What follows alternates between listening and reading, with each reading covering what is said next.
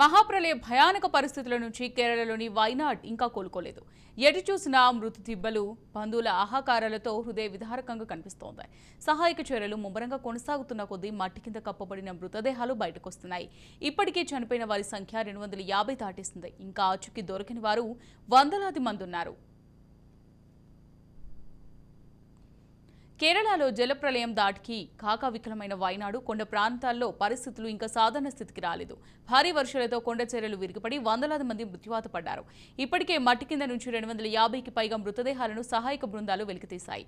వేలాది మందిని రక్షించి సురక్షిత ప్రాంతాలకు తరలించాయి. ప్రమాదకర ప్రాంతంలో చిక్కుకొని ప్రాణాలు అరచేతిలో పెట్టుకుని బిక్కుబిక్కుమంటూ జీవనం సాగిస్తున్న వారిని రక్షించడమే కాక మట్టి కింద కప్పేయబడిన మృతదేహాలను వెలికితీసేందుకు సహాయక బృందాలు తీవ్రంగా శ్రమిస్తున్నాయి.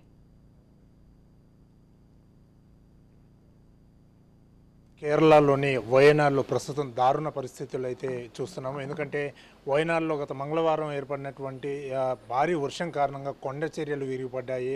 ఏదైతే చూరుముల, ముండక్కై అనే ప్రాంతంలో ఆ రెండు పట్టణాల్లో ముఖ్యంగా భారీ వర్షాలకు అర్ధరాత్రి 30వ తారీఖు అర్ధరాత్రి మంగళవారం రోజు తెల్లవారుజామున 2 గంటల నుంచి 6 గంటల వరకు సుమారు 3 సార్లు కూడా కొండ చర్యలు విరిగిపడము, భారీ వర్షాలు రావడం, ఒక్కసారిగా వరద పోటెత్తడంతో అక్కడ గ్రామాలన్నీ కూడా ఒక్కసారిగా అవన్నీ కూడా గల్లంతైనటువంటి పరిస్థితి.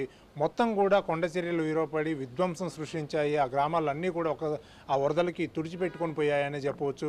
ముఖ్యంగా ఇక్కడ జరిగినటువంటి ఈ సంఘటనలో ఏదైతే కొండ చర్యలు విరిగిపడ్డాయి, ముండక్కై, చురమల అనే ప్రాంతంలో, ఈ పట్టణాల్లో ముఖ్యంగా ఈ కొండ చర్యలు విరిగిపడిన ప్రాంతంలో అయితే ఇళ్ళన్నీ కూడా నేలమట్టమైనటువంటి పరిస్థితి. అక్కడ ఉన్నటువంటి ప్రజలు ఆ రోజు అర్ధరాత్రి వేళ నిద్రపోతున్నటువంటి ప్రజలు వాళ్ళు నిద్రలోనే కనుమూసినటువంటి పరిస్థితి. వాళ్ళు అనేక మంది ప్రజలు శవాలు అయితే అక్కడ బురదలో కూరుకుపోయినటువంటి పరిస్థితి, దయనీయ పరిస్థితి అక్కడ ఏర్పడినటువంటి పరిస్థితి. ఎందుకంటే ఇప్పటి వరకు దాదాపు చూసుకుంటే ఈ 3 రోజులు గడిచిన 3 రోజులు, ఈ మంగళవారం, బుధవారం, గురువారం అయినట్టు ఈరోజు కూడా ఈ 3 రోజులు చూసుకుంటే మాత్రము దాదాపు ఇప్పటి వరకు 300 మంది మృతదేహాలను అయితే వెలికి తీసినట్టు అయితే ఇప్పటికీ అధికారికంగా ఇప్పటికే వెలుగులోకి వచ్చినటువంటి పరిస్థితి. అధికారికంగా లెక్కలైతే అక్కడ గవర్నమెంట్ అయితే అనౌన్స్ చేసినటువంటి పరిస్థితి.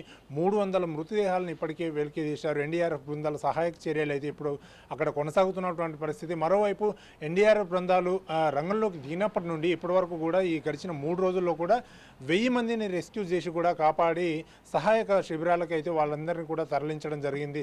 ఎన్డీఆర్ఎఫ్ బృందాలు ఇప్పటికే అక్కడ తాత్కాలిక బ్రిడ్జిలను కూడా ఏర్పాటు చేసి ముఖ్యంగా ముండక్కై ప్రాంతంలో కూడా ఇప్పటి వరకు కూడా అక్కడ రెస్క్యూ ఆపరేషను చేయడానికి వీలుగా లేదు. అక్కడ అనేకమైనటువంటి కొండ చర్యలు విరిగిపడి ఇళ్ళన్నీ కూడా నేలమట్టమై బురదమయమై అక్కడికి పోలేని పరిస్థితి.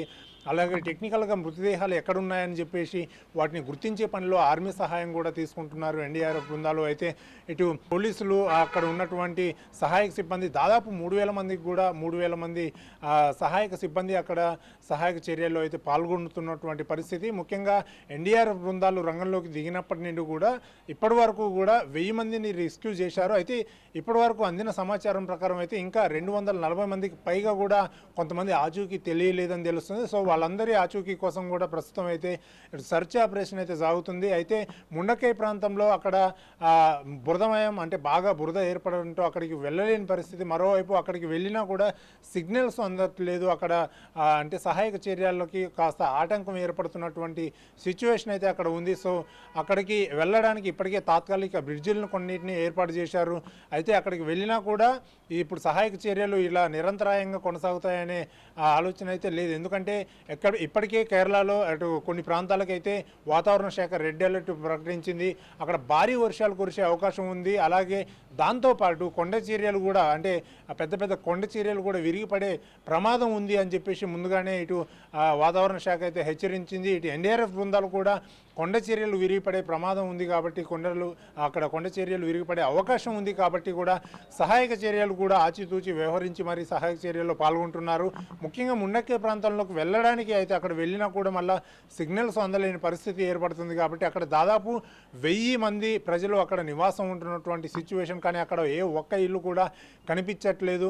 సో అక్కడ అన్నీ కూడా అటు నేలమట్టమైనటువంటి పరిస్థితి, బురదలో కూరుకుపోయి అక్కడ ప్రజలందరూ కూడా అటు బురదలో కూరుకుపోయి మృతదేహాలు వెలికి తీస్తున్నటువంటి సిచ్యువేషన్. ఎక్కడ చూసినా కూడా శవాల దిబ్బే కనిపిస్తుంది వయనాడ్లో.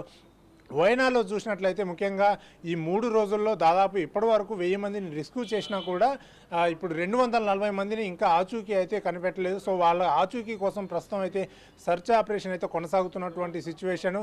సో ఇంకా అటు కేరళకి ఇటు భారీ వర్షాలు ఉన్న నేపథ్యంలో అంటే రెడ్ అలర్ట్ కూడా ప్రకటించింది కాబట్టి ఇటు సహాయక చర్యలకు కూడా కాస్త ఆటంకం కలుగుతుంది. మరోవైపు ఎన్డీఆర్ఎఫ్ బృందాలు ఎప్పటికప్పుడు కూడా ఇటు సహాయక చర్యల్లో చురుగ్గా పాల్గొంటూ ముందుకు వెళ్తున్నటువంటి పరిస్థితి. ముఖ్యంగా ఇక్కడ వయనాడుకు సంబంధించినటువంటి ఈ ఘటనకు సంబంధించి ముఖ్యంగా అరేబియా సముద్రాల్లో అక్కడ వేడి కారణంగానే అక్కడ హీట్ ఎక్కడం కారణంగానే ఇది ఏర్పడి ఉండవచ్చు అని చెప్పేసి వాతావరణ శాఖ అటు శాస్త్రవేత్త నిపుణులు కూడా కొంతమంది అయితే చెప్తున్నటువంటి పరిస్థితి నెలకొంది. ఎందుకంటే వీటి కారణంగానే దట్టమైన మేఘాలు ఏర్పడి ఒక్కసారిగా భారీ వర్షాలు కురవడం, ఆ తరుణంలోనే ఇటు భారీ వర్షాల కారణంగా అక్కడ ఉన్నటువంటి కొండ చర్యలు కూడా విరిగిపడడం, ఈ సంఘటనలన్నీ కూడా ఒకేసారి జరిగాయని చెప్పేసి కూడా ఇటు శాస్త్రవేత్తలు భావిస్తున్నారు. మరోవైపు ఇటు కేంద్ర హోంమంత్రి అమిత్ షా కూడా ఏదైతే ఇటు లోక్సభలో కీలక వ్యాఖ్యలు చేశారు, పార్లమెంట్లో కీలక వ్యాఖ్యలు చేసినటువంటి పరిస్థితి. ఎందుకంటే ఇది జూలై 23వ తారీఖే మేము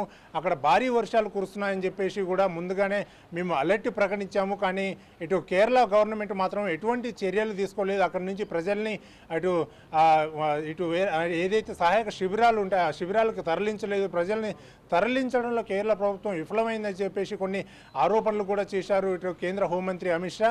మరోవైపు ఇటు కేరళ సీఎం అయినటువంటి పినరయి విజయన్ కూడా ఆయన అక్కడ ఉన్నటువంటి ఏదైతే ఘటన జరిగిన ప్రాంతాల్లో కూడా చొరుమల్ల అలాగే ముండకే ప్రాంతంలో ఆయన పర్యటించారు. అలాగే వారితో పాటు ఇటు రాహుల్ గాంధీ అలాగే ప్రియాంక గాంధీ కూడా ఇవాళ పర్యటించారు. వాళ్ళందరూ కూడా అక్కడ సహాయక శిబిరాలకు వెళ్ళి అక్కడ క్షతగాత్రులను అక్కడ హాస్పిటల్లో చికిత్స పొందుతున్న వారిని కూడా ఇప్పటికే పరామర్శించినటువంటి పరిస్థితి. ఇటు సహాయక చర్యల్లో అయితే ఇప్పటికే అయితే ఇటు ఆర్మీతో పాటు ఆర్మీ సహాయం కూడా తీసుకుంటున్నారు. ఎన్డీఆర్ఎఫ్ బృందాలు కూడా చురుగ్గా పాల్గొంటున్నాయి. ఓవరాల్గా ఈ సహాయక చర్యలు అయితే ఇంకా అంటే ఇప్పటివరకు దాదాపు 300 మృతదేహాలను వెలికి తీసినా కూడా ఇంకా అనేక మృతదేహాలు బయటపడే అవకాశం ఉంది. ఎందుకంటే 240 మంది ఆచూకీ ఇంకా లభించలేదు. వారి కోసం అయితే ఇప్పుడు సర్చ్ ఆపరేషన్ అయితే కొనసాగుతుంది. ఈ సహాయక చర్యలు ఇంకా 2 రోజుల పాటు కొనసాగే అవకాశం కూడా ఉన్నట్టు కనిపిస్తుంది. మరోవైపు భారీ వర్షాల కారణంగా ఈ సహాయక చర్యలకి కాస్త ఆటంకం కూడా కలిగే అవకాశం ఉంది. కాబట్టి మరొక 2 రోజులు ఈ సర్చ్ ఆపరేషన్ సహాయక చర్యలు కొనసాగే అవకాశం ఉంది.